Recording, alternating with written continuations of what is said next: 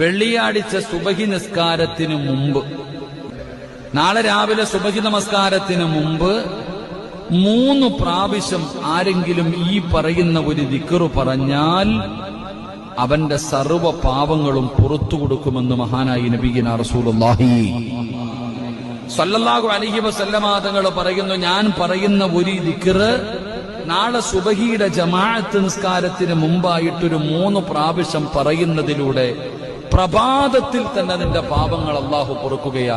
നാളെ സുബഹിക്ക് മുമ്പായിട്ട് തന്നെ നമ്മുടെ പാപങ്ങൾ നമുക്ക് കഴുകി ശുദ്ധമാക്കാൻ കഴിയും. അല്ലാഹു ഭാഗ്യം തരുമാറാകട്ടെ, അല്ലാഹു ഭാഗ്യം തരുമാറാകട്ടെ. ഇൻഷാ അല്ലാഹ് ചെയ്തൂടെ? അസ്തഗ്ഫിറുല്ലാഹല്ലദീ ലാ ഇലാഹ ഇല്ലാ ഹുവൽ ഹയ്യുൽ ഖയ്യൂം വഅതൂബു ഇലൈഹി 3 പ്രാവശ്യം പറയണം.